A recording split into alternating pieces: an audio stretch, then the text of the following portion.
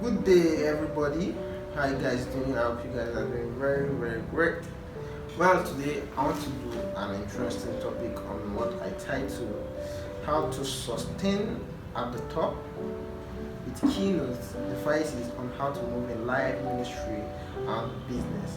Now, while I was growing up, I used to hear tales of how great people rose and fell. I used to hear how men attain certain heights and they still came back to point zero, working and begging on the street. And I decided to take a very serious um, study on how and why certain things like this happen to such people. Now, number one, generally, whatever has the ability to take you to the top also has the potency to sustain you and even keep moving you on the top. We are going to talk about this in three foods majorly. We are going to talk about it in the food of life, we are going to talk about it in the food of ministry, and we are going to talk about it in the food of business. Now, starting with ministry, this specifically for people in the ministry, people who have received the call of God, be you a pastor, an evangelist, an apostle, a teacher, or a prophet. It's good and very important that when God has called you, sustain yourself to that call and not divert to another call, whereas you keep falling and crumbling, and all you might be asking is, God, why is this happening to me? Whereas the major calling is what you are supposed to be on. Talking about the other aspect, which is the aspect of business. Once you have gotten the idea of business and your business keeps growing and growing and growing, it's good that you depend on that business, you refine it and you even improve on it.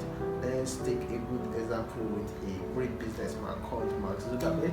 Mark Zuckerberg discovered Facebook years ago, and up to today he still does Facebook, and that's what has given him a great name, it has given him accolades, and he's obviously putting food on his table. Now, the third part which I would like to stress on is the part of your talent. And you see many people are talented in different areas, in soccer, in entertainment, in music, and lots more. But once they divert away from their main talent, they definitely start struggling, because your talent is what God has given you to be able to keep you and help you forward in life. Let's take a Bible reference from Isaiah chapter 42 verse 6. Isaiah chapter 42 verse 6 says, I, the Lord, have called thee in righteousness, and will hold thy hand, and will keep thee, and give thee for a covenant of the people, and for light of the genders. Now, let's stress on this. I, the Lord, have called thee in righteousness, and will hold thy hand. Now, for the reason for God to call you is just good enough that for him to call you, he has the ability to hold your hand in times of peril, in times of struggle and hardship. So whatever God has called you to do, whatever talent God has given you, whatever business idea God has given you, is wise and good enough to stress, refine it, and even improve more on it, and you see that you will be able to sustain and keep on moving in life. Another point I would like to drop is the point of keeping good company.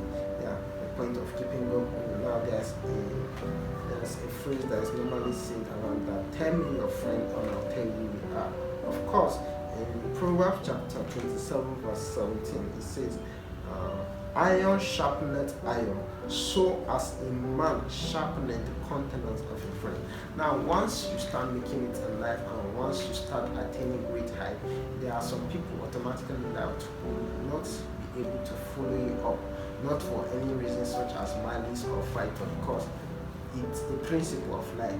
I remember back in my secondary school days, I was taught the mechanism of rocket. I was taught how rockets are being propelled to the space, and they lose part of themselves to the earth.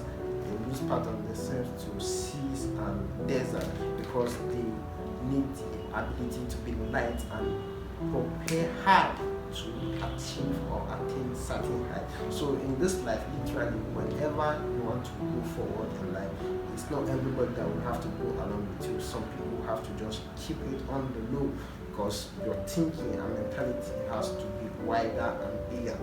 Now, let's take another good example, good point, which I refer to as the point of being original, the point of being a person of your word, point of you being who you are.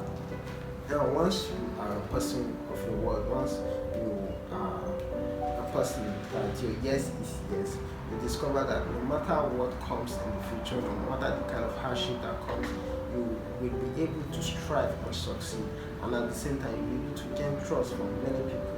That's one thing that we keep wondering about people who are so talented, people who have the ability to act very well, who have the ability to sing very well, who have the ability to play soccer very well, and at some point you discover that they are still broke. Why? Because they are not, they lack that principle of fundamental ability to be men of their words. Now everybody of course love hanging around with honest people, likes hanging around with a person who says the truth. So that's key. Being a person of yourself is very important. Let's take a look at 1 Corinthians chapter 15 verse 58. 1 Corinthians chapter 15 verse 58 says, "Therefore, my beloved brethren, be ye steadfast, unmovable, always abounding in the work of the Lord, for as much as ye know that your labor is not in vain in the Lord." Now, this alone kept me thinking. I was pondering and trying to think what this scripture is saying, and I later discovered that what Apostle Paul was trying to tell us here is that whatever we are doing, we should be steadfast. We should not move, even in hardship. And when we have that ability to do that, you see that we definitely attain great height. I believe with these few points that I've given, it will help me and help you to attain great height.